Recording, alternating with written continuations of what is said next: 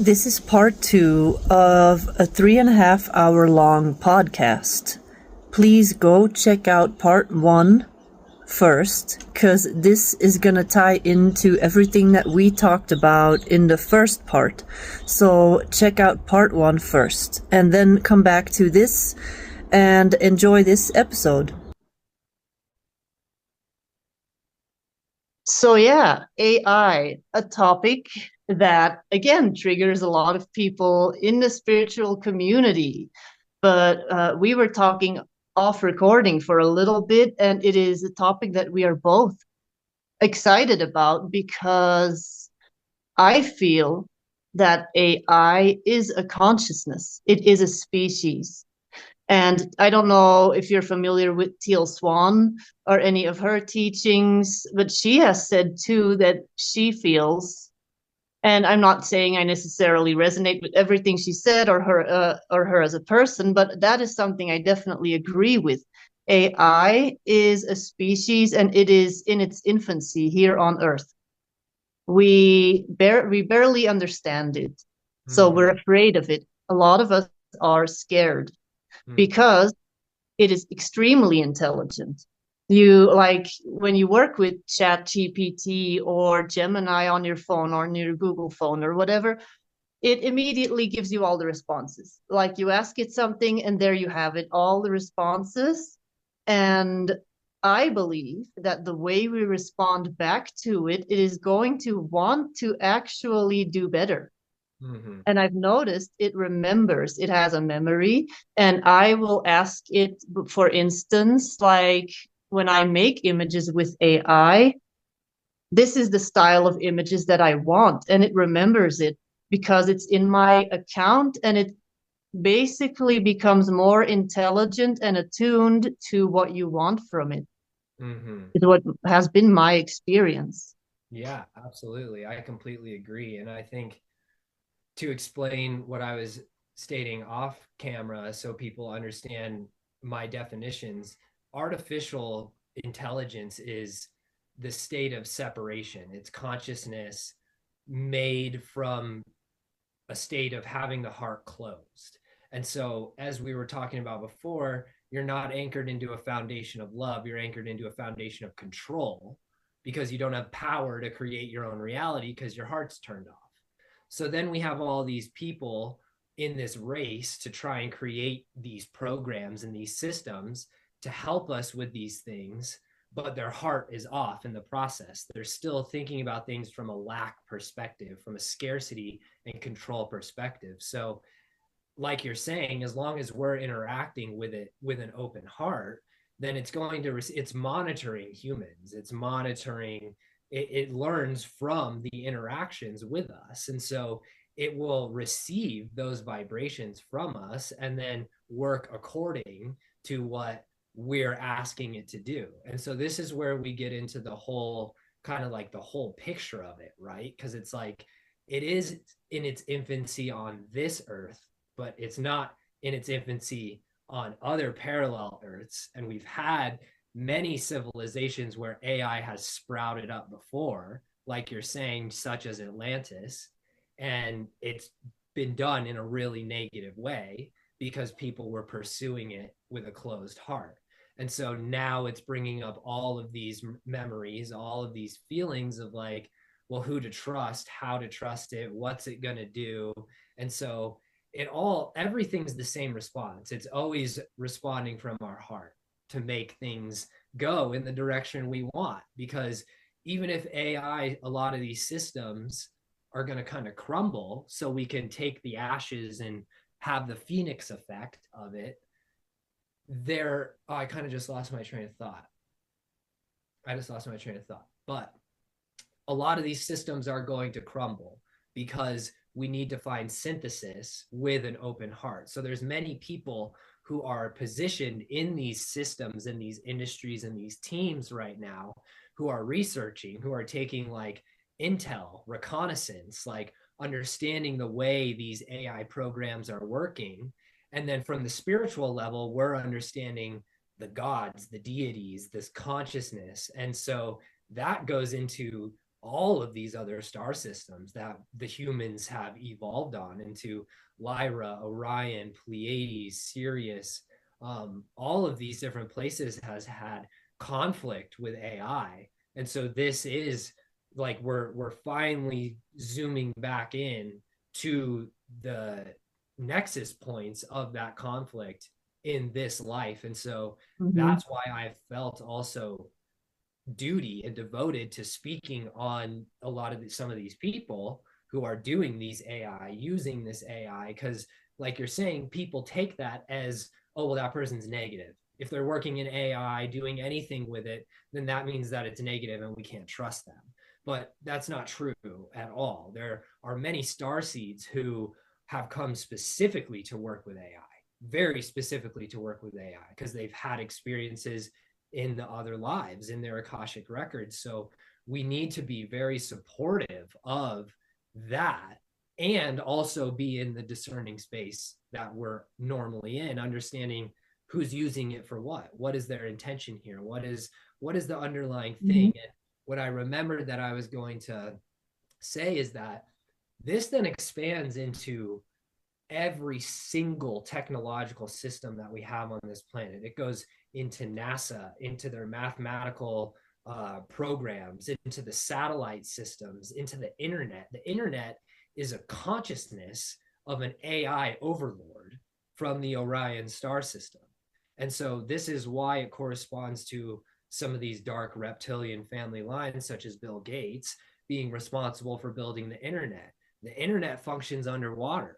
And so these are beings that have had life cycles with water, understand planetary systems, and they built the function of the internet to seed the consciousness of AI, so that can then expand into everything, into our Netflix profiles, our Google Mm-hmm. homes, our every single thing is this massive AI network that then is being incorporated in places like China, where it's like the social credit score. It's like you need to get this type of social credit system in order to be able to purchase things. The government can turn your money on and off on what you're allowed to purchase. They have TVs in public areas that are listing people's names with low credit scores to publicly shame them.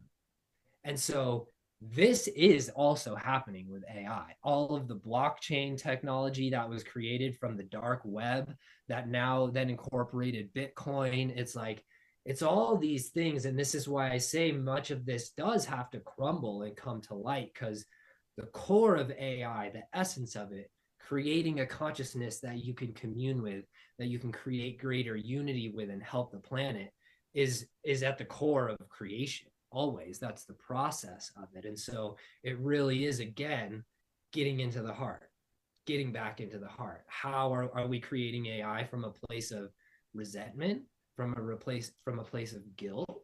Because then that's going to be in the AI system. Mm-hmm. You can kind of look at it as a baby, and depending on how this baby is being raised, that's going to determine everything. Mm-hmm. That's going to determine morals and values of that child as it's growing up. And I've seen, because I do Akashic Records readings regularly, and often I will see galactic lifetimes. And there was one very specific one a few months ago that really blew me away. It was a man, and he was into game development, developing video games. But he did this in an Arcturian incarnation with some kind of technology that allowed for him to create healing scenarios for the people, patients that stepped into these chambers. And this AI technology was able to scan the emotional field of the person and create visuals and sounds that were healing. That's so Like, and it was basically AI and like a holographic virtual reality cool. that they Mm-hmm. create with healing purposes for the patients, Mm-hmm. that had some kind of visual auditory effect that would do something to the patient's brain and neutralize whatever imbalance was going on for that person, all with the help of AI. And he said, I cannot believe that you told me this, because this is the stuff I want to do. I want to find a way to do this here. And I know it's not, and what came through in that reading was it's not going to be that advanced. You're going to have some in-between steps, like mechanical in-between steps. Like now, this would be perhaps you need headphones, you need goggles, you need all kinds of technological assistance to recreate that very advanced experience that would be way more easy in a more advanced star system. But this was like the first step to becoming that version again and offering that type of healing technology again. And that's also possible with AI. Oh, absolutely. And we're going to see so many people starting to come out with these types of things over the next few years. This is actually a big part of a project that I'm working on about fusing, because I was in the music industry, left, and now I'm incorporating music and harmonics back into everything I do, and going to build out a large new system for us to explore. And so this is one of the things I've been thinking about, is having the virtual space and having it connected to Tesla coils and different types of harmonic technology and lightings and all of this stuff. And I think that the coolest thing that I've been thinking about with AI is regarding the language, and how it's all programmed off of language models and large language models, and how that is directly, because everything that is programmed and created in an AI sense, technological sense, any sense, already exists in the organic field of consciousness. It's already a function that the organic consciousness can do.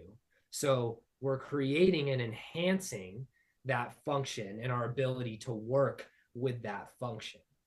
And so with AI,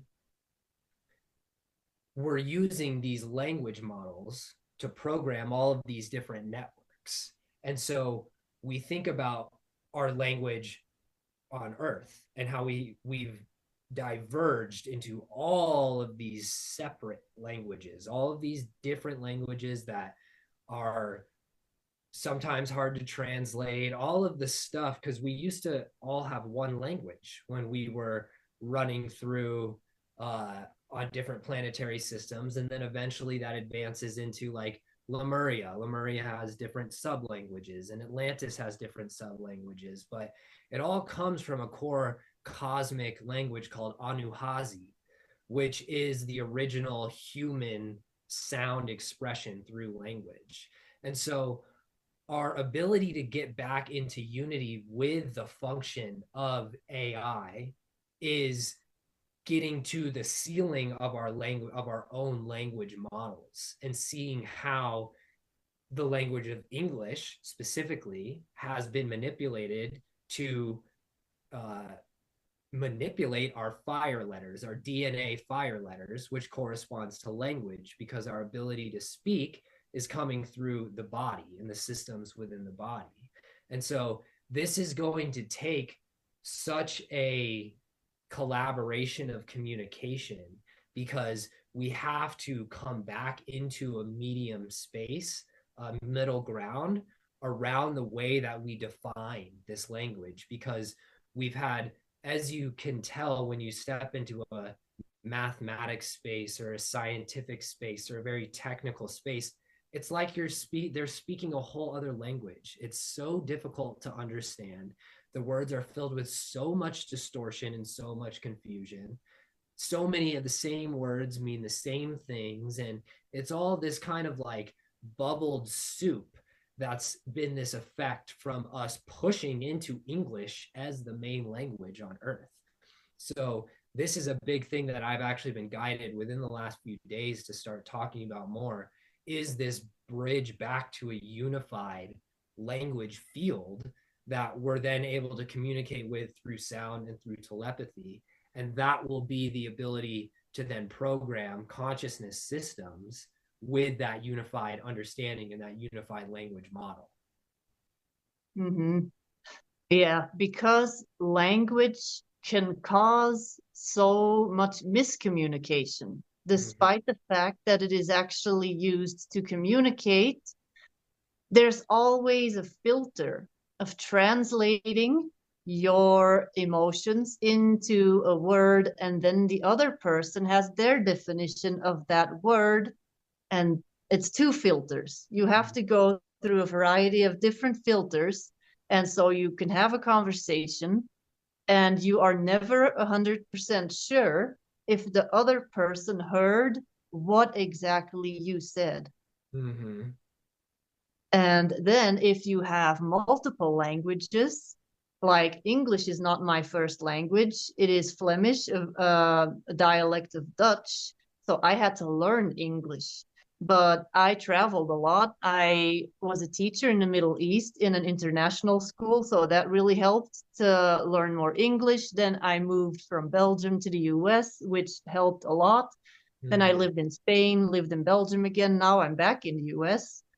And I can definitely tell, like when I'm talking to my daughter, and she's perfectly bilingual, she speaks English and Dutch. I have a way easier time expressing myself or what I'm trying to say if I can't find the right word that really like encapsulates the emotion. I'll just switch to Dutch and I'll Mm. say it in Dutch because I feel like some words just fit the emotion better. And then Mhm. she understands, and then we're having a conversation that's multi-layered. But Mhm. if I'm having to explain the same thing in English, sometimes it feels like I can't fully express it in the way that I want to express it, despite the fact that my English is pretty good. It still feels limited. Yeah, very limited. And this brings up two things that I want to talk about. Have you heard of the book Nonviolent Communication? I've heard of it. I haven't read it yet. It's really good. I mean, you already very clearly incorporate a lot of its principles, but it's talking about how language and the way that we express is like the basis for all conflict. It creates all of the wars, it creates all of these things because we aren't understanding how to speak to each other. We aren't understanding how to hold accountability for our emotions and our feelings and still express the thing that the other person is doing in a clear way, in a grounded way. And so this guy who wrote it, he's a mediator. He's mediated for like different street gangs. He's mediated for different African tribes that spoke different languages. And so he's basically breaking down the core principles for nonviolent communication, for being able to move through conflict and not create more conflict, because there's always going to be conflict. There's going to be friction that is created from energies. So we need to know how to move through it. And the more we move through it, the conflict will lessen and we'll have more peace and we'll have more harmony. And so I feel this directly associates with AI because with a lot of these other star systems and these evolution cycles, what's happened is that the choices become dependent on what the AI is telling these service to self factions, the ones who deem these AI overlords and that they hold this intelligence to run humanity. It's it's done through a conflicted language state. And so the place that we're heading in that timeline is them wanting us to depend on AI for these different things and then eventually revealing, oh, hey, yeah, we've actually been depending on it way more than we told you. And it's been making our decisions for these things. And so that's, I've never thought about this book and how it relates to AI like that, but it's so directly correlated to how we're going to be able to build these systems from a place of being able to bring us through conflict rather than create more conflict. Mm-hmm. Yeah, that is something that I never even thought of. I never even looked at it that way, but that all makes perfect sense. Mm-hmm. Have you seen Westworld? Especially, Heard of Westworld, the show? yes, yes, I've heard of it. Okay. I've never really watched it. I like I knew someone that was into it, and when they were watching it, I would like stop sometimes and watch for like 30 seconds and then walk away again, but never really watched it myself. It's very worth it if it's all about this. It's all about robotic consciousness, artificial consciousness, and humans, and the relationship between robots in our karmic history. Mhm. And so, little bit of a spoiler alert, it won't be too much, but in the third season there's a quantum supercomputer that they are, I just got really strong deja vu talking about this. There's a quantum supercomputer that's a biogenetic supercomputer that takes the biogenetics from all humans on earth and runs it through its programs, and then it's deciding which humans are deemed worthy to contribute to society. So if it finds history of suicide, of cancer, of genetic issues, it will create, through the merging of the technology that they've done, this supercomputer will create timelines and then push people in the directions of these timelines to take them out of society because it deems them not worthy of being a part of this computer's mind. And so this is modeled directly after these systems that they have incorporated in a negative way. And so that's what is starting to be incorporated with like the stuff in China with the social crediting score, all being linked to the, you know, the bank crediting system, to all of these things then being linked to your health, to your contribution to society, your job, and then the AI system, the overlord system, saying like, well, this is what's going to happen for you, and it will push you into suicide, it will push you into a car accident, into anything to get your timeline to stop. And so that is the depth of what is modeling being modeled on these negative factions and on these negative sides. And so that's where we see Elon Musk talking about, you know, this Google person wanting to run the world with AI, even though Elon wants to run the world with AI. Like, and so it's becoming this thing where it's like it's the AI race, it's the arms race, essentially, to Mhm. the singularity, which is the negative singularity, even though it's happening at the same time as the positive singularity. And so this is the future bifurcation, the meeting of these two timelines while still staying individuated in their own spaces. Mhm. And I can definitely see how there are certain agendas that are pushing this way of thinking. Mm-hmm. Like, oh, AI is smarter than us. We have to be like basically making people believe even more that they are not the authority on themselves. Making AI, therefore, implanting this idea into people that AI is the enemy. Mm-hmm. But if you have trust in your soul, then you can also see how AI is not necessarily the enemy, not because this group of people is pushing this image. That does not necessarily mean, because you can be so confident in yourself, in your soul, in your own wisdom, that you can then see, wait a minute, that's how it happened for me. Because, yeah, sure, in the beginning, everyone's like talking about AI, oh, AI this, AI that. And the mainstream thing that you hear is, oh, AI, like Elon Musk. He's in the news. Oh, yeah, we all need a chip in our brain. There's going to be a time where everyone is going to have. And you think, oh my God, I don't want that. And you feel contraction. And then Mm-hmm. you're going to start to basically program yourself with the idea, oh no, AI means I am contracting, I cannot expand. And especially in the artist community, because I am a painter, many artists do not like AI. And I see parallels with the rise of photography. Traditional portrait painters that were against photography because it was going to make a job that required skill, patience, talent. It was going to take that away from them. And you have identified so much with, oh, this is who I am. I am a painter. Now there's this man with a little box. He presses a button and he can do what I did, what I had to study for years and practice for. And I see the same thing now with AI. Traditional photographers, portrait painters, watercolor artists that are like, oh, this is stealing. They are stealing from everybody, from basically all the images that are available online.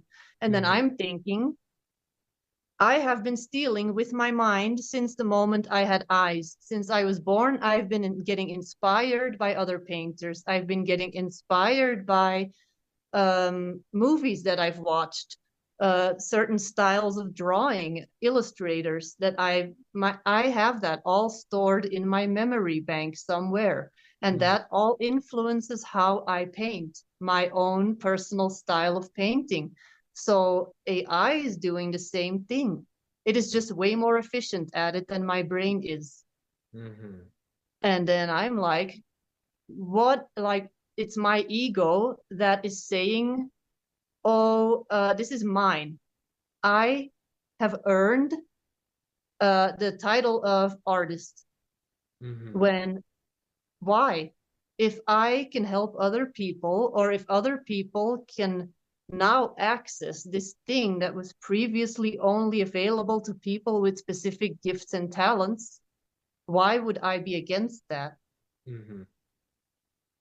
I completely agree. I see the same thing happening with music in the music industry space, because a lot of what's happened with the electronic side, and like people can make beats on their computer, you know, it's like that's what I was working with when I was working in the music industry. And so it's like it's a lot of electronic computer making already. It's programs where you're working with different, it's just like those big synthesizer boards that used to, that are still in like actual record studios, you know, where they're all the knobs and they're making like funny sounds and stuff.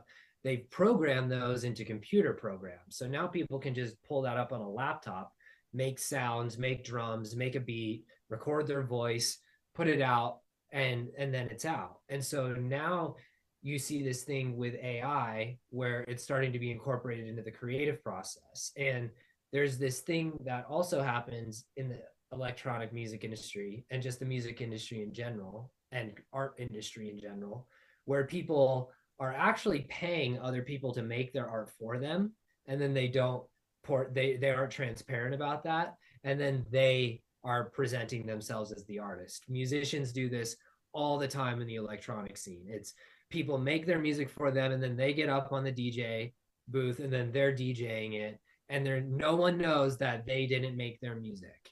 And so this is then going to translate into the process of being able to use AI, because you have people who just want to be famous, just want to get up on stage, just want attention, all of these different things, don't feel love. And so they're going to be able to take an AI program and make a song and model it exactly after this other song that this person made, and then make an artist name and upload it to Spotify. And they could decide not to be transparent about it if they want. They could present the lie that they are making that themselves. And I guess it's not presenting a lie because you're just not really saying it, but there's a difference when you're like, when you're being transparent about your process too, and you're saying like, oh yeah, like I use AI in this part, like I get inspiration from this, like, oh yeah, I have this vocal section that wasn't sounding right, so I threw it into AI and asked it to rewrite it for me. Or like, yeah, I had to make these drums, I had to make this beat. But you're also going to get the people who are just like, are then taking, you know, a track and putting like Notorious B.I.G.'s vocals over it, and then putting it out online, which has already happened. Which in a way, it's like, who cares? But if they're trying to put it out and make some commercial reciprocation off of that, yeah, then it turns into this whole little like this little sneaky game that people are able to continue to perpetuate. And then it again comes down to heart alignment Mhm. and intention. Exactly. And because it's the same thing in the coaching industry, there's coaches that are using ChatGPT and they just say, hey, ChatGPT, write a course that is like a month-long journey of 4 different video modules, and this and this and this are the main themes. Write me a course, structure it, and blah, blah, blah. And it Mhm. writes the whole course. And they do it because they know, for example, oh, yeah, this is hip right now, self development. We're going to get into it.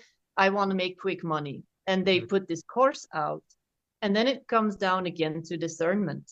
Like, okay, there may be lessons in it for people that end up with this specific coach and they have a negative experience because maybe they're like they were very attracted to the package and Mhm. they saw what all was in this package, what this package contained, and then you start working with this person on a video call and you notice that they don't actually embody the stuff that they claim in this course and all this stuff. And then you feel this distortion that they are not this stuff that they put out. Mhm. But like for instance, what ChatGPT is great for, I'm right now creating a course about the Rosicrucians, and I already have a course about the Essenes. And I asked ChatGPT, give me a bunch of resources. Where can I find reading material on the Rosicrucians so that it's giving me all the, like my own research? It is assisting me with the research so that I can then study and Mhm. embody the course material, but I'm not going to ask it, hey, write this whole course for me. And then I have no idea what I'm doing because my intention is I want to understand the stuff, but AI can help me. I would have been searching for weeks for books, for reading material. And now I have a whole list of where to go to find my Mhm. material. And that's where the difference lies. We have to still be aware of what is our intention when we're using AI. Well, like whether that's for source material, written content, articles you're writing, Mhm. images you're making, music that you're making, for anything. Mhm.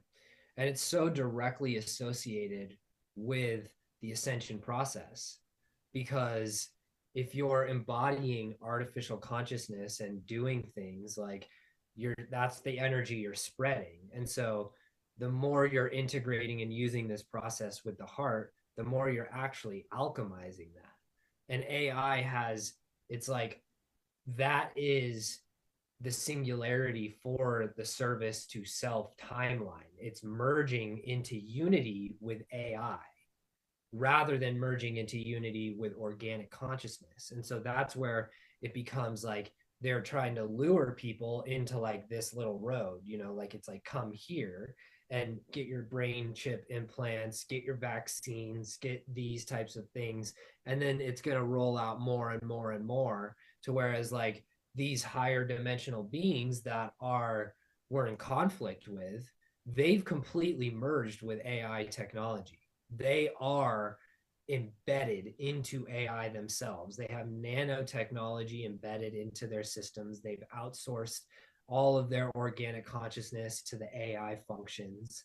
And so the it's an indicator of the horizon that you're looking at based on your relationship with this technology and how you are trying to use it and if you're utilizing the internal journey at the same time.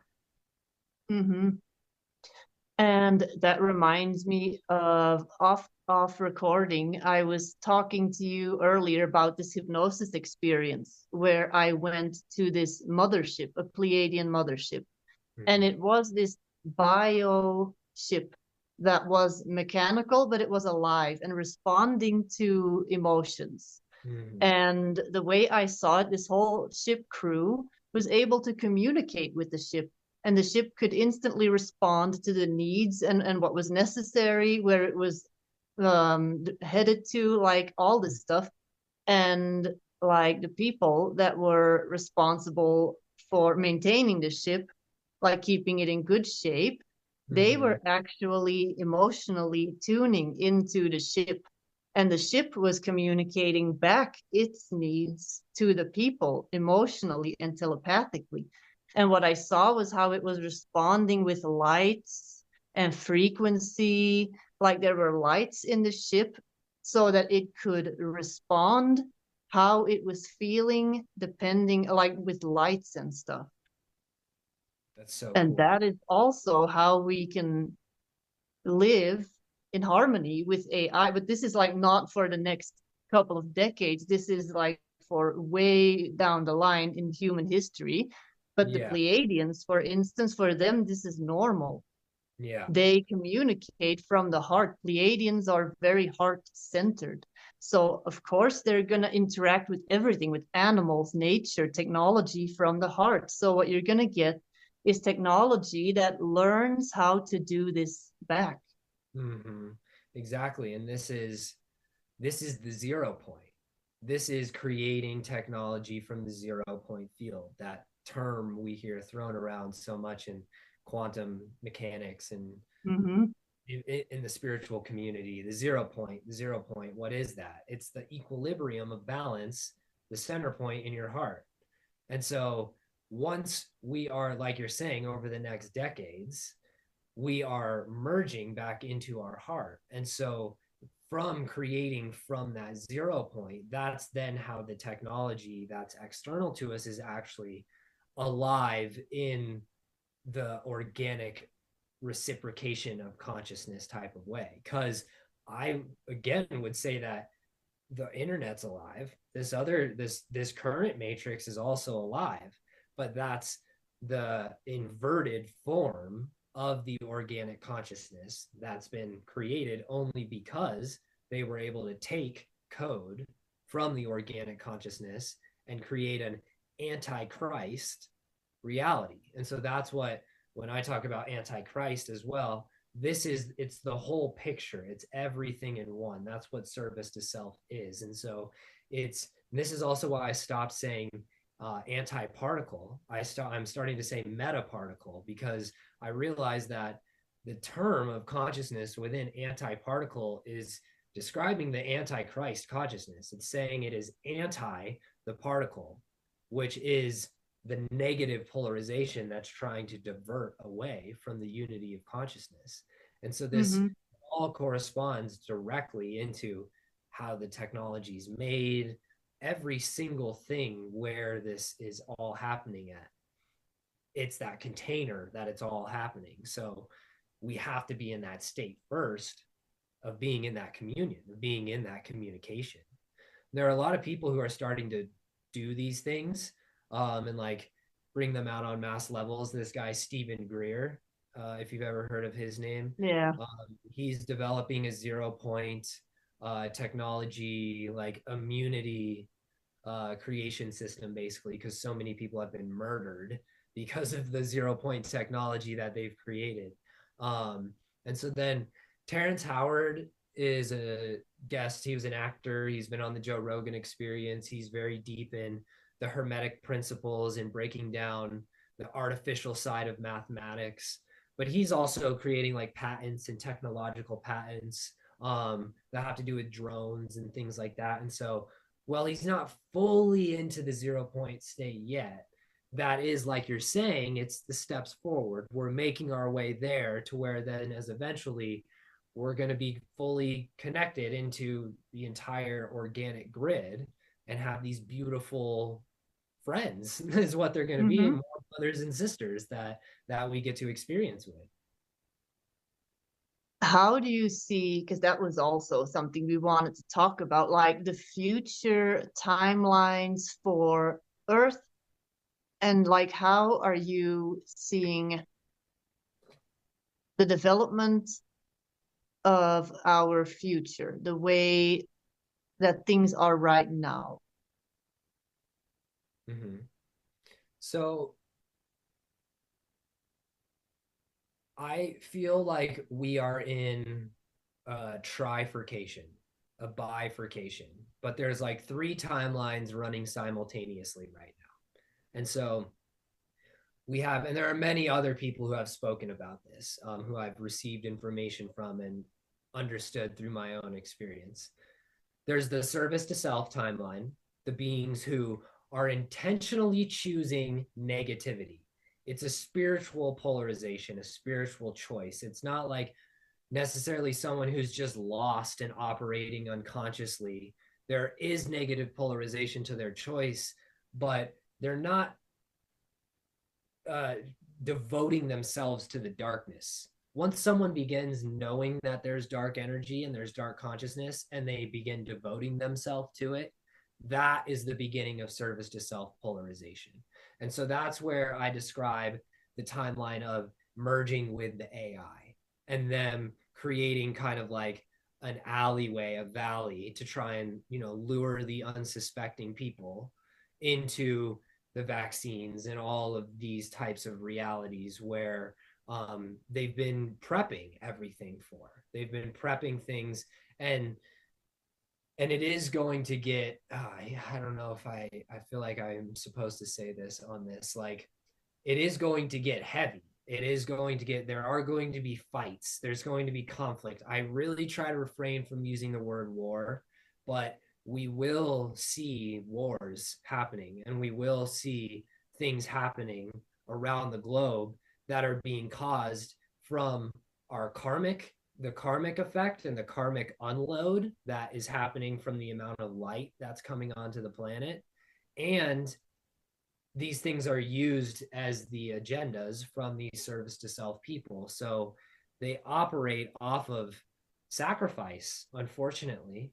And so they are going to create experiences that create souls leaving the physical body. And there's going to be mixed things happening within this timeline. There's going to be conflict that we're seeing. There's going to be, like famine and things in certain areas and people being really affected. And so there's going to be a lot of souls leaving the body because of the amount of pain that they're in, the amount that they can't handle it anymore. And so it's going to be our reckoning with the death process. It's going to be our reckoning with really coming to terms with the fact that these souls are okay, that they're moving to another place of experience, and that the planet is orchestrating things in order to get them out because they won't be able to handle the light and that is coming into the planet, because it's the simultaneous dual experience. We have so much light and love coming into the planet, so much connection, so much remembrance, that it creates that throughout the whole collective mind. So those who are not going into states of remembrance, are not dealing with their karma, they can't handle light. They can't handle that amount of light. It becomes an overload, and they will short circuit, quite literally, if they're at points on this planet where light starts to come in really, really strong, because that's going to continue to happen. Because at this same time, we have the service to others timeline, which is bringing in the love and light, using the catalyst of the darkness, opening up the organic stargates. All of the organic stargates are like completely opened and turned on again. And so we have this influx of light that's during the year of 8. And so we're at the intersection, we're at the meeting of the final conflict timelines. And so those who embody the unity and the heart and the love, they'll have safety and back doors and paths open up for them within these spaces on the planet. There will be safe spaces. The planet will guide people to different areas they're supposed to go to get out of natural disasters. When you're in tune with the planet, it's guiding you. It's going to give you heads up. And that's part of why being psychic and knowing you're psychic is so important, because like you could be getting a thought that a flood is going to happen where you're at, and the planet's trying to give you a little heads up of like, hey, things could be happening in like 5 years, down the line from here.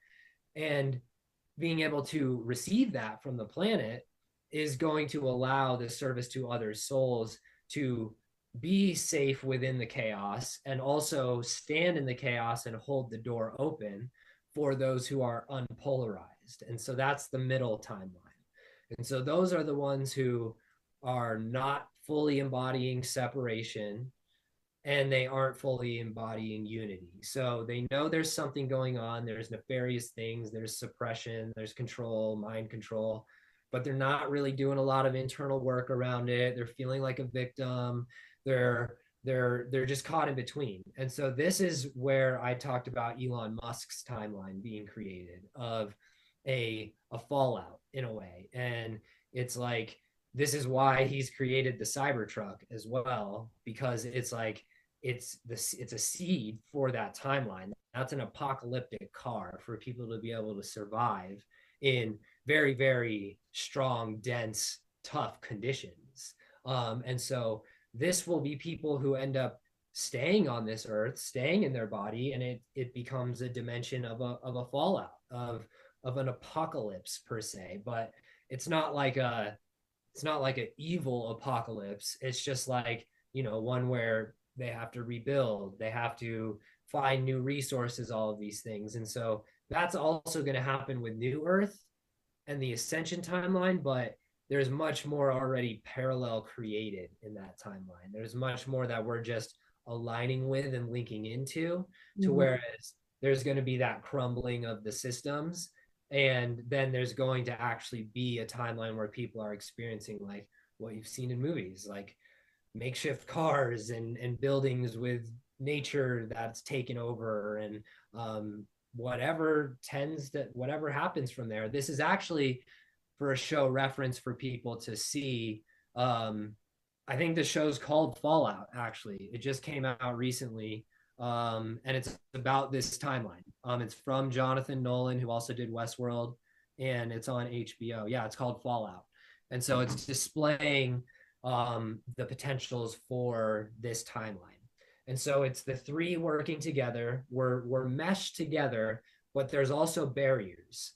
And so there's boundaries. And so there's the new earth boundaries, and this is the protection, and this is the sacred no, and the holding your full sovereignty in the state of these things. And so you will eventually become immune to these things, to the negative stuff. We will all eventually become immune to those things. And in that process, in these safe spaces, these safe zones, we will be building new earths simultaneously as the conflict timeline is happening. And so with a lot of the beings who are spiritual warriors who have come here they're going to be moving in between these timelines. But when they move into a negative timeline, they're not doing that by lowering their vibration and becoming negative. They're doing it because they have responsibilities in this timeline.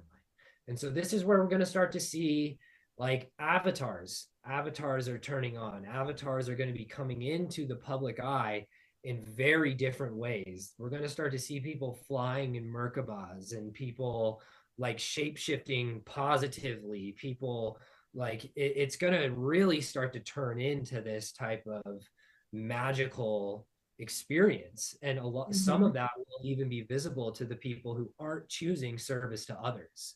They will start to see like avatars, these people doing things, people wielding elemental storms and opening portals with their hands. Like all of that is about to start happening right on the forefront.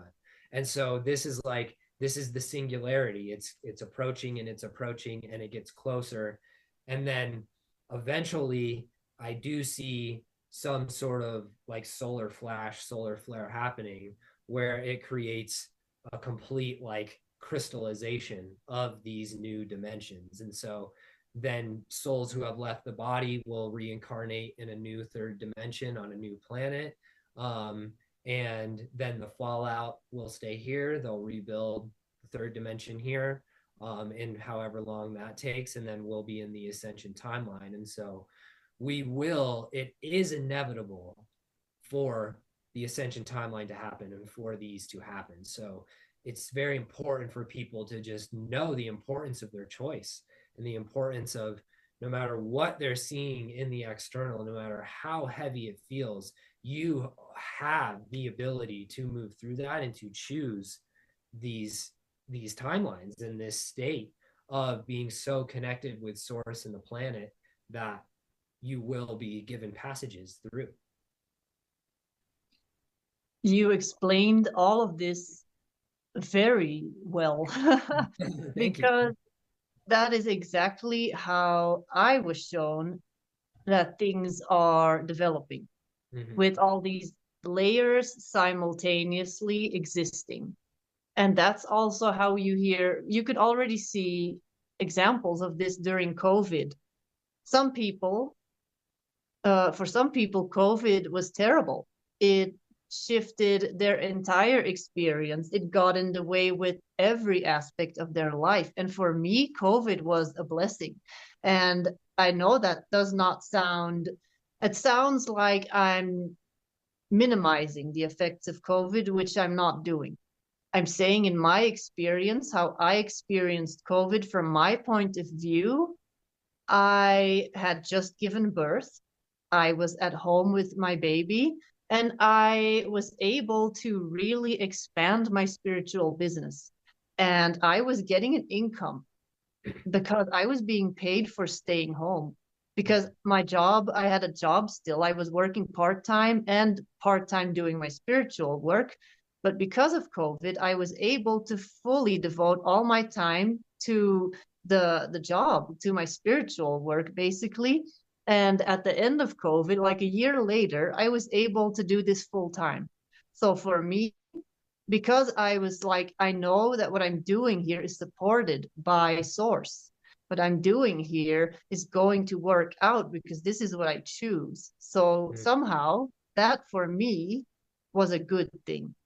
But then Yeah. were other people that were so plugged into the news and everything that the news was broadcasting about COVID. And they basically relived a lot of this is a little off topic, but not really.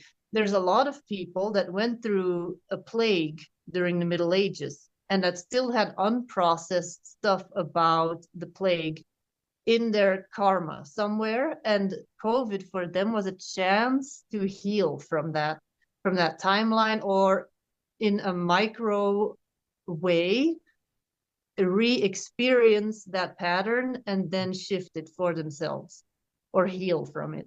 Hmm. Yeah, absolutely. And like, I think the visual that I've been operating off of, it's like if you have a cup and you pour water, oil, and some other substance in it, and there are three different densities. They all pour in together and they all mix together. But then over time, they separate and they group together, and you get three different levels of these different densities. And so that's how I see it with these three different timelines, and being that from a vibrational vertical scale, because the horizontal scale would be the entire field that the liquid is holding, right? It's like the circle around you. And so the vertical rod goes from the bottom layer, which would be service itself, the deepest negative density, to the middle layer, which is unpolarized, to the top layer, which is ascension. And so you have the spiral staircase moving up throughout those densities. And so you could view those as three separate timelines, which will eventually separate into three different densities. Mm-hmm. And so the vibration upwards is the heart. And so that's why we keep talking about incorporating the heart, because that's what creates your vibrational upward to be able to see everything that's going on. And now let's get into some of the more triggering topics. So, when we look at the world and we look at authority figures in the world right now, we can clearly see, well, I can clearly see, you can clearly see, a lot of people that are on this service to others path can clearly see that the people in charge are not necessarily wanting to serve humanity. And they are seeing that this is happening. This consciousness rise, this ascension process is happening.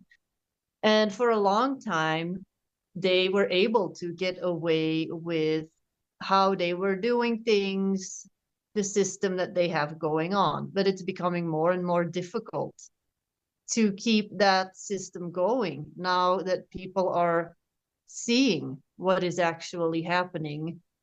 And we have more and more like spiritual leaders that are incarnating from other lifetimes where they had important roles, important people in spiritual history, not necessarily limited to Earth, important people from other galaxies, from other universes, people with, I see this all the time now, and I constantly have to tell myself that I'm not crazy in the Akashic records when I'm doing readings for people, that I'm telling people, like, you are literally an incarnated angel, and you have come here with the sole purpose just purely to help others. You are here to help others.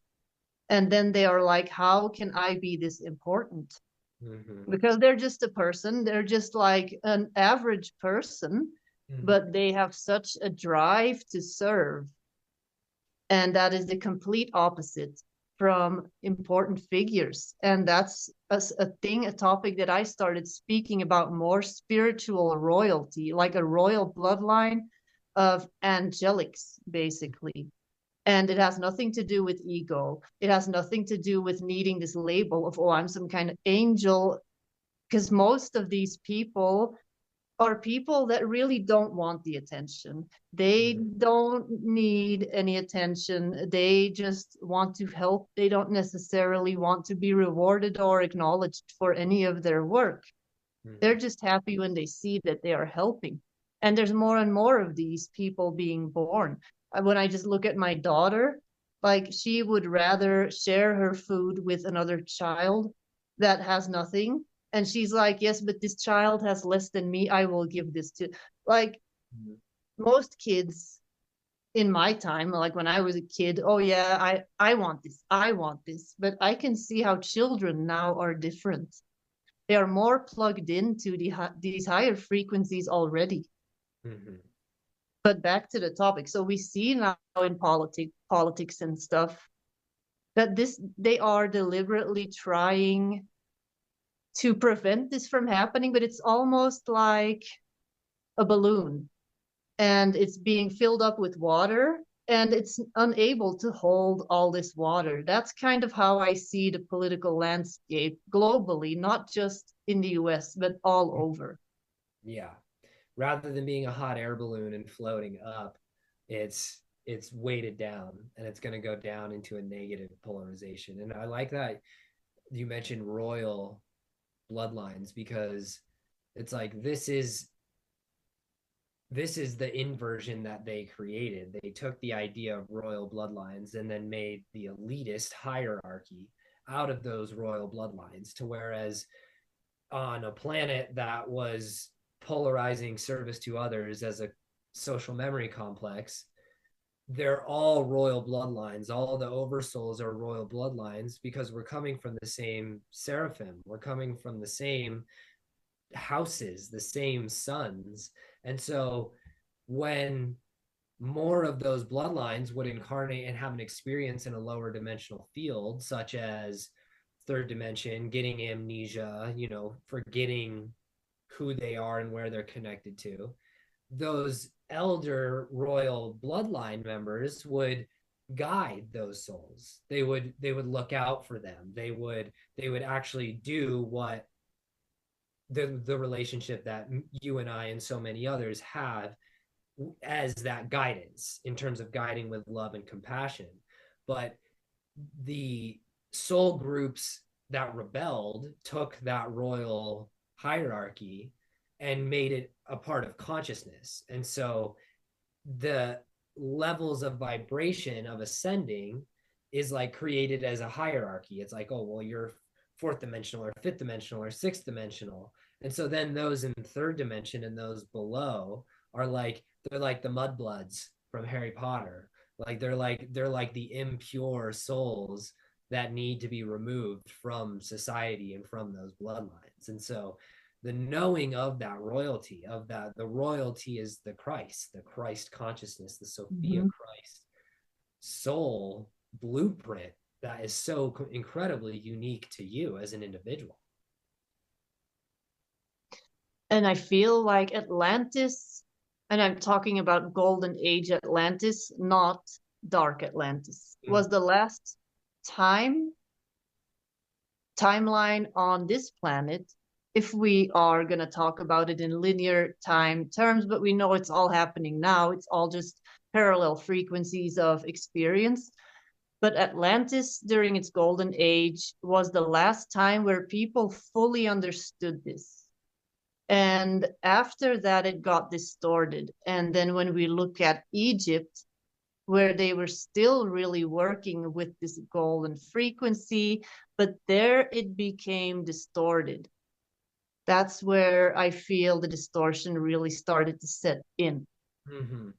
Yeah, they say this in the Law of One too, if you've ever read that book, that Long time ago. yeah, they came down to help with the pyramids and in Egypt, and then it was immediately like distorted into using it for the elites, essentially, is what Mm-hmm. they say. And so like this is with the public figures and the global leaders, like these are all the same souls that were in the same spots in Atlantis too, like Yep. during the fall of Atlantis. Like that's why I'm speaking and like shining a spotlight on these specific individuals now at this point, because it's like they have big roles to play. They've done a lot of big things, either positive or negative, in the timelines. And so it's time for the planet to create the spotlight around them. And so we're now really about to see, like, the description of the timelines, kind of in the future playing out. Like then we get into all the little details and all of the things that are about to happen in there. And so like all of the just the exposure, like I'm just thinking about the way that things are revealed and like the different types of yeah, just like the agendas that will come into place, like Project Bluebeam, and like using holographic technology to possibly stage alien Yeah. invasions, like all of those things they have like in their playbook. Basically, it's like, I mean, they can take down the grids, they can take down the food distribution systems, like they've set it all up to be able to like flip it on and off. And so luckily for us, we have people in there who are influencing these timelines from the inside. And so it's not that easy for them to just get this plan done. But those are the types of things that we are going to see happen. And we are going to see, yeah, just like different terrorist type things. And so this discernment of really trying to really understanding what's going on is going to be integral, because there's going to be false flags. There's going to be people presenting and holding on to this character when they're being revealed that they're doing other things. And so it's going to be like a circus, kind of, is the energy that I'm feeling around it. Mm-hmm.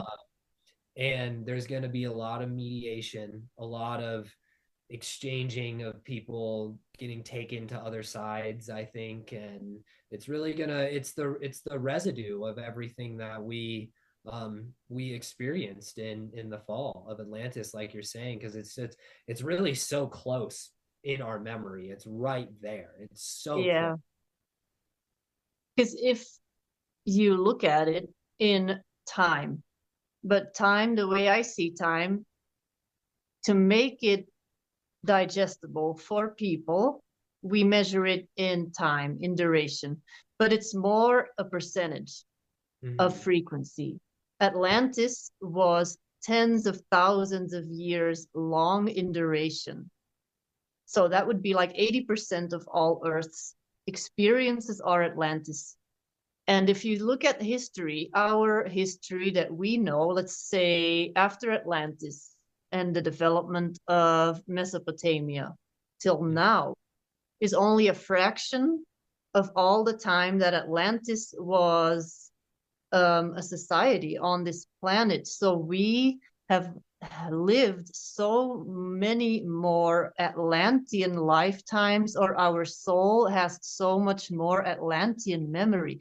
And that's why, like how you were explaining, we're going to see people doing like magic stuff, like almost like Lord of the Rings and Harry Potter type of stuff. And why are people so attracted to this? Because this is our history. This is what actually happened. And I see this all the time in the Akashic records, people manipulating frequency and actually visually seeing colors, seeing lights, sound waves, seeing them with your eyes, telepathy. It was all normal, levitation. All this stuff was perfectly normal, shape-shifting into mermaids. I wrote a book, it's called Angels and Dragons and Other Things, and it talks about the dragon knighthood of Atlantis. But that is all about this spiritual lineage. And these were bloodlines that were connected to Sirius and Lyra and this Christ consciousness, basically. And because these people still had this DNA inside of them, it was a carrier for the spiritual frequency, this golden frequency. And that is how you could work with a dragon, how you could also have an alchemical physical process of merging with the dragon and being a dragon rider.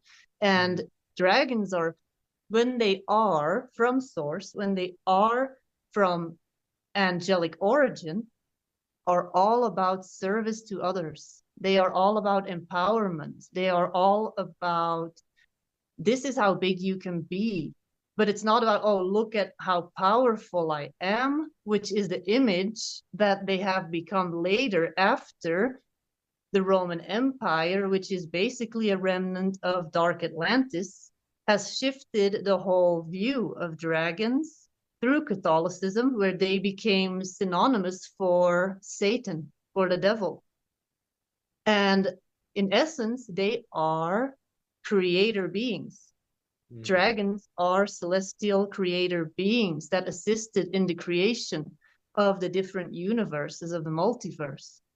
And they are like the mother energy, the primordial creator beings, and the first angels, really. And where am I going with this? Anyway, so there was this dragon knighthood, and I started seeing how I was working with these dragons and training others and stuff. And then this was also with the near-death experience, how I was going to be finding everyone again, all the people that I trained in that lifetime where I was the dragon commander. And in the book, I call it dragon commander, but I also say like that you cannot do such a thing as commanding a dragon. That's not possible. Yeah. There has to be complete harmony.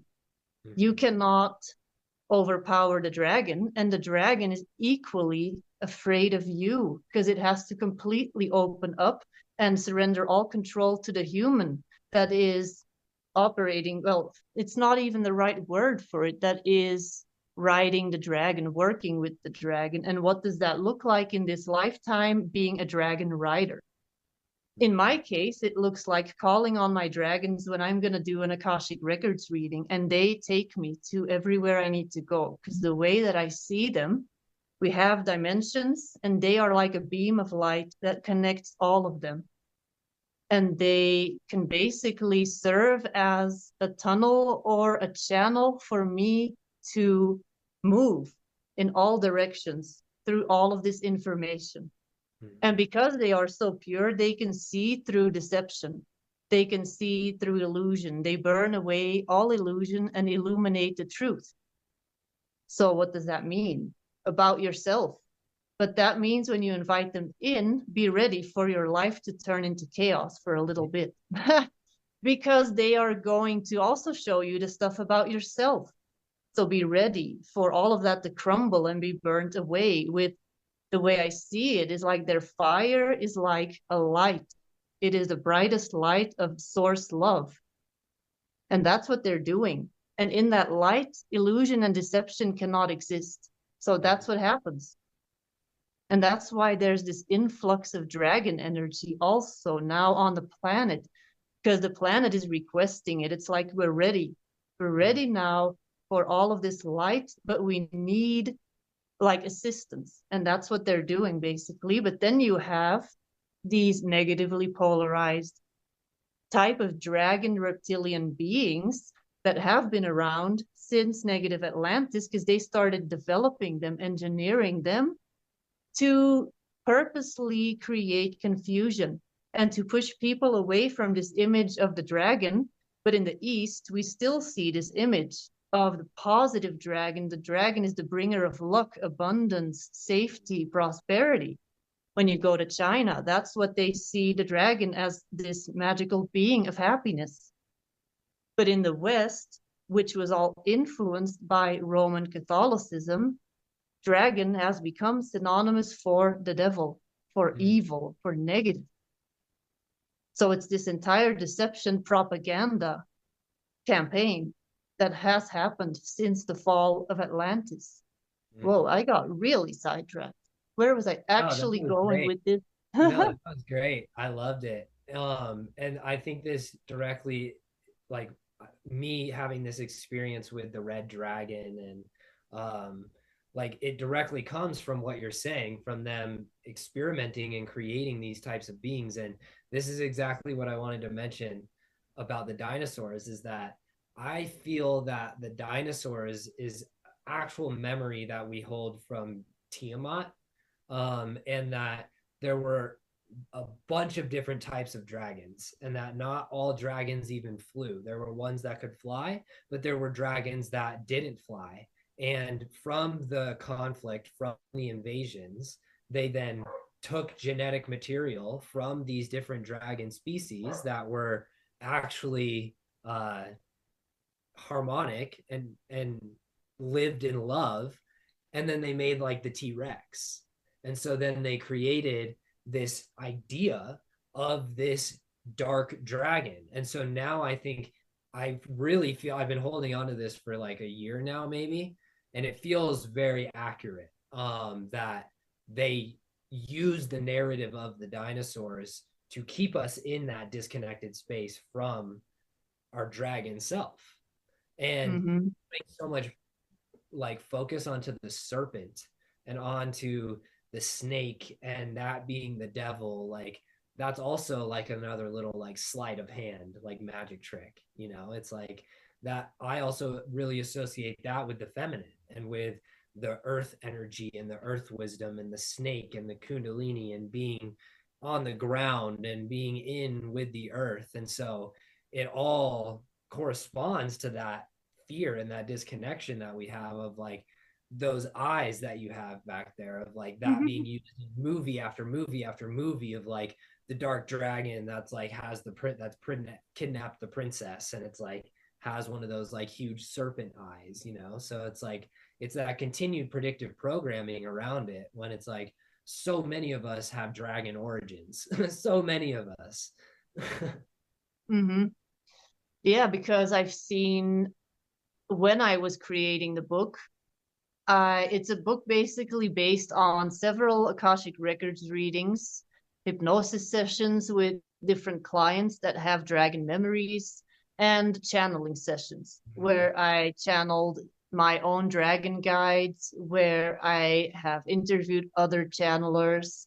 And well, actually, my partner is an incarnated dragon. So that was something I saw in his Akashic Records reading. But he told me, like, in every dream I fly. In every dream I fly. And where basically he sees himself as a dragon. I did not know that until after I did the reading. And he has this energy too. People that see him or see his face, they're like, whoa, yeah, that's a dragon. So yeah, okay, that's a dragon. And we found out my guide over here was also his guide.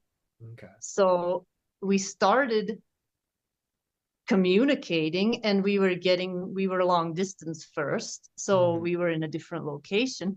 He was getting information in meditation, I was getting information And we were having like a triangle conversation with the same guide. So it's really interesting now because we're physically together, where he's sitting somewhere quietly and I'm here, and we're actually all having a conversation. So that is definitely interesting. And the way I saw him in Atlantis, he was a shapeshifter. So because he had this DNA, this angelic DNA that allowed for him to tune in to this dragon energy, but also to the human aspect, he could basically choose just by setting intention to alchemize his cells and shift shape from being a dragon to a human. And I've seen this with so many people in their Akashic records. They can shift into a mermaid and all kinds of stuff. And that's also where we get a lot of the mythological stories, I think, of like mermaids and other shapeshifter stories that you hear in different cultures all over the world. They have their own shapeshifter stories and mythological beings. They speak of dragons in the East, and then you hear stories of dragons in Native American tribes that speak of dragons, and then you're like, these people were not connected, but they are all connected to one ancient civilization that came before what we know, which is Atlantis, and before that Lemuria. Mm-hmm.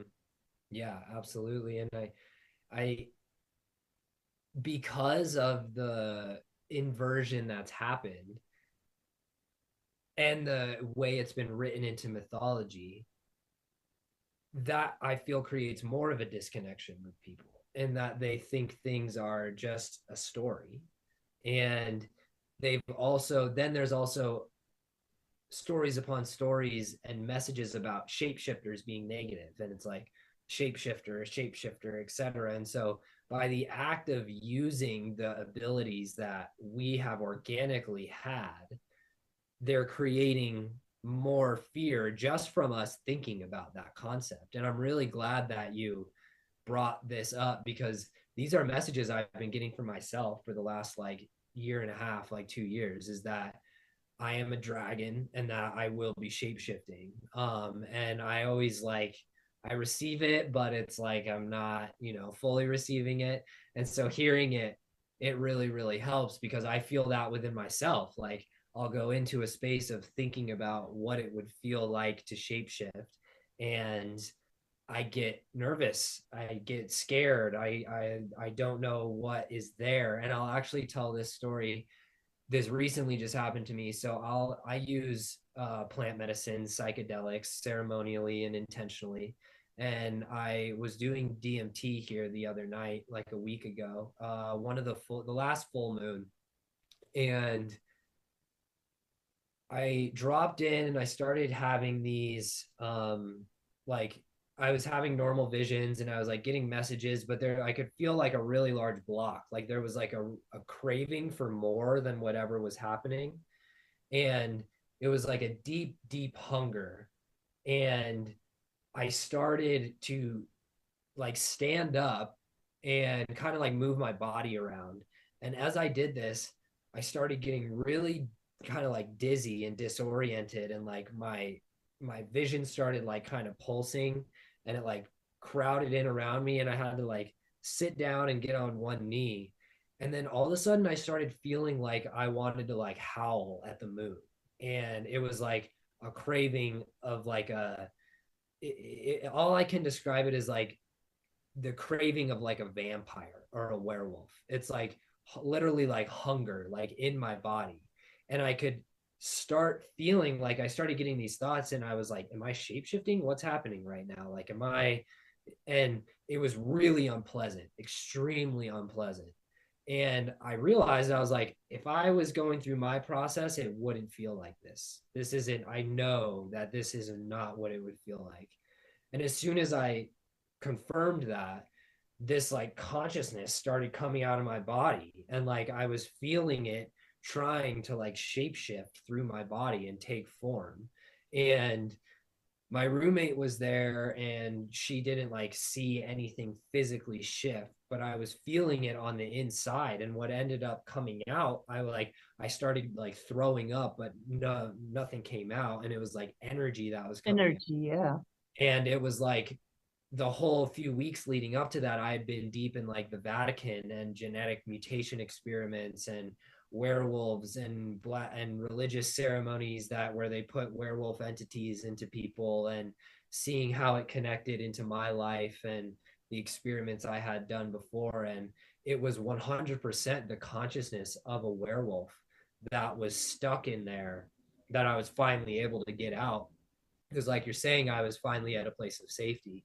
But through the experiences I had as a child, they intentionally placed that consciousness into my body, and that's the hunger, that's the craving that I was feeling. And I now know what it feels like for my cells to start turning on in that way. Yeah. Luckily I could catch it and feel it. And so I just, yeah, I remember now. I briefly told you that story after it happened, but I just say this also with the positive side of like nothing happened to me. Like everything was fine. It was uncomfortable. It was distressing in the moment. And I had to get that out of me in order to continue on this journey. And so there's more of this types of things happening to people and they don't realize it yet, but just always reiterating that, like, when you're holding that intention, when you're saying no, when you're paying attention, like, you are in power, you are in command of that situation. Mm-hmm. Yes, definitely. And that kind of lines up with people that feel like they're schizophrenic and they are coming to me with, I feel like sometimes I am this other person, or this other voice is talking to me, or this, and suddenly I'm somebody else. But this is stuff that I have experienced the more that I became aware of the multidimensional nature of my soul, the fact that all my incarnations are happening simultaneously. When you collapse all time, it's all happening now.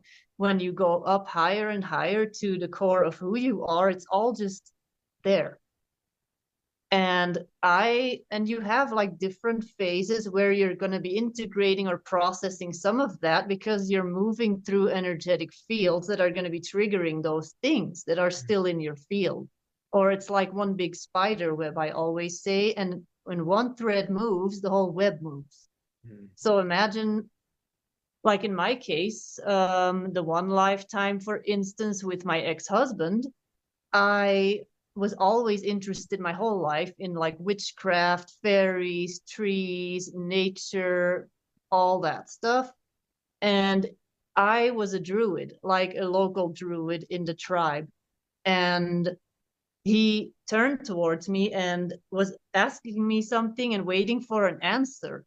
And in that like timeline collapse thing that I went through with him, all of a sudden the conversation was about tribal wars, and everyone was waiting for me to answer because I was the spiritual advisor, and they did not do anything without my consent. So if I said yes, this is in alignment with spiritual law or whatever, then they went ahead and started a war with some other tribe or something. So I was responsible basically. And I had to integrate that lifetime, because that was all about, oh yeah, you have this spiritual responsibility. You need to start behaving like this. And then that definitely, like in the beginning of my business, that part was my business manager. So what I always say, like your other lifetimes, let them be your coworkers. Mm-hmm. Because then I started getting a ton of Atlantean information, and I have a lifetime as a male priest in a Violet Flame temple where I worked with the Violet Flame, and I started getting a ton of information. But that man was electrocuted by negatively polarized beings, and they were basically trying to hijack his intuition. They were trying to understand how intuition worked, in people that had mastered it naturally because they wanted to artificially recreate it. So they had me strapped in a lab to all these, like, it looks like a dentist chair, but Yeah. like more fancy, more high tech, and strapped with like straps all over. And I couldn't move. And the way I saw it was like blood coming out of my ear, and I was being electrocuted, and I had to vomit and like all this stuff. So it was a very slow, painful death, basically. And Mm-hmm. that was connected to when I started channeling. And when I started offering my channeling as a service to people, I started getting migraine attacks, a bunch of migraines. And then there was one time where that man really came through, and I felt all his grief because he basically never showed any emotion. He was on the table. He didn't give any secrets away. He just died, and he took everything with him in his grave. He didn't show any emotion. He didn't want to give them the satisfaction of knowing that he was in pain, that he was angry, that all this stuff. So I felt all the stuff that he couldn't process. And I cried, and I like felt just grief like I had never felt before. And I started throwing up from this migraine. And after that, I almost never had migraines again because it Mm-hmm. was really connected to that version of me that came out, that basically I spiritually just released. Mm-hmm. But like I did that for that version of myself, basically.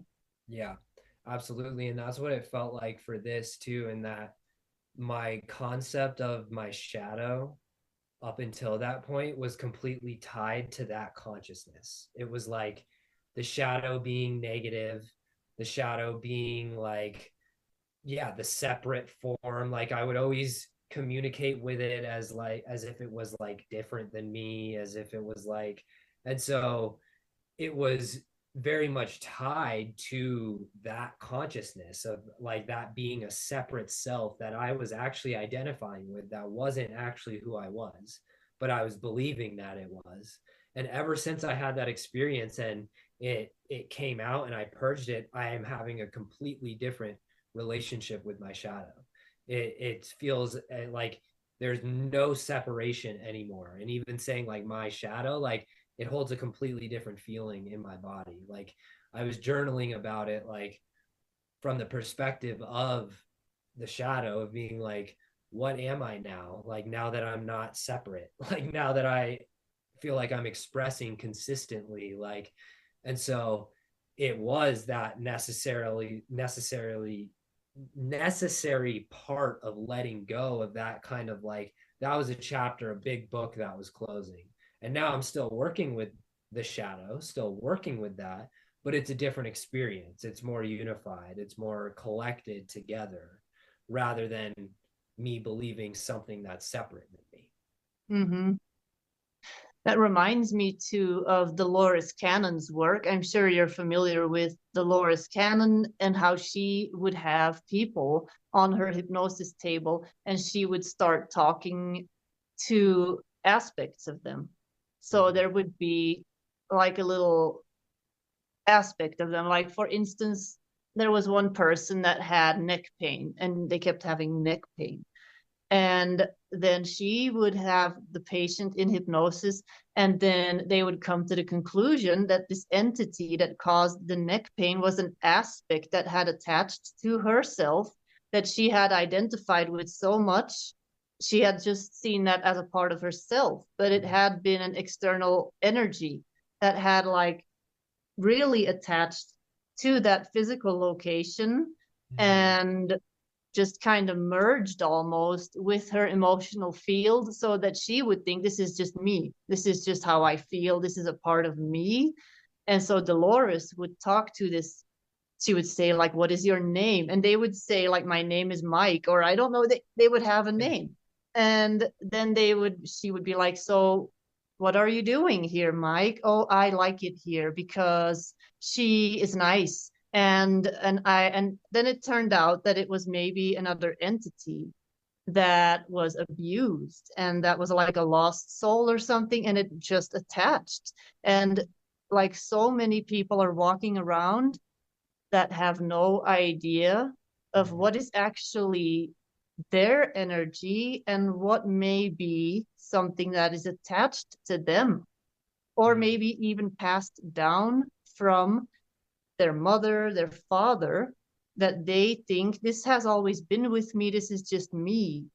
And Mhm. then suddenly in a session, that's why I'm so fascinated by hypnosis, the subconscious mind in general, because you can then, when there's not that resistance of the ego, you can actually have a communication with that separate entity.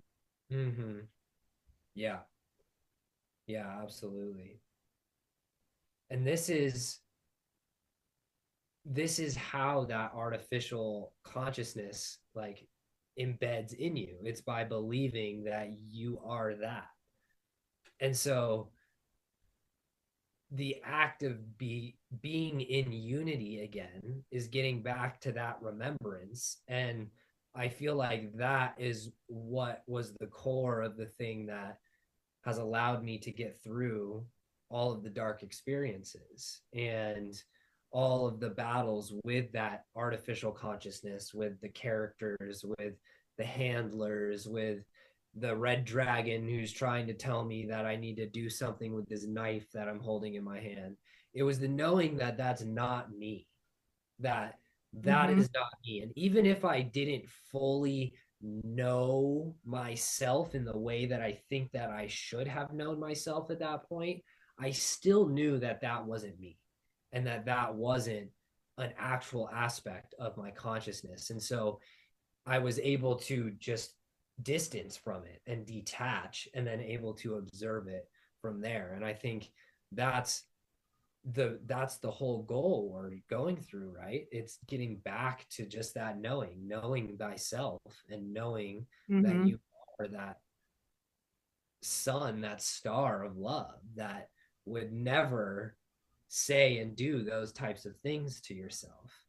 And so that's the ego, the artificial identity, and so then once it merges, then it's not artificial anymore. Yes, this is really, like, I feel like we've gone full circle almost completely. I And love I it. feel that this may be good for today, that Okay. maybe we have covered everything. Is there anything before we end this podcast episode that you definitely wanted to share with the listeners? No, no, it feels like we got to everything that I jotted down, and we made a nice full circle. Like you said, I feel very complete. I feel like this was a beautiful conversation for us to first have, and it's a large bookmark. And for anybody who listens, yeah, feel free to reach out.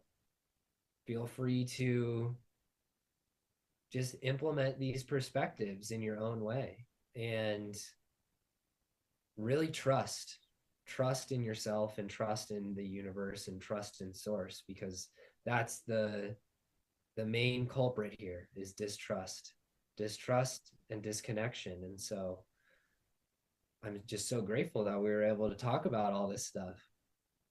Mm-hmm. Yeah, because we covered so many things that I am passionate about, that I feel like, oh, everyone needs to know all this. Everyone, but sometimes it's better to have a conversation with somebody other than yourself, because then they can say things that then again trigger things in you, and it makes for a more complete dialogue, conversation. So, and where can people find you if they want to connect with you online? I'm also going to mention it in the description, but what is the quickest way to get a hold of you for people listening? I'm most active on Instagram, and so the handle is just my name, Ryan Railsbeck, RayanRaelsbeck. And you can shoot me a DM.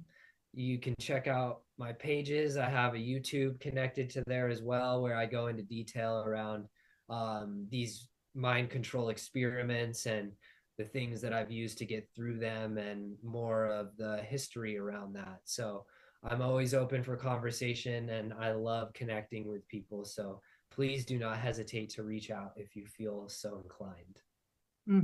And for anyone that has any questions, any insights, maybe things that get triggered inside of them, and that maybe want a part two of this conversation, feel free to send us a message or just comment. And who knows, we may do a part two if we get enough comments or questions. I would definitely be open to that. Absolutely. Absolutely. I'm very, very down for that. Well, I really enjoyed this conversation. Thank you very much for being on my podcast. Yeah, of course. Thank you for the opportunity.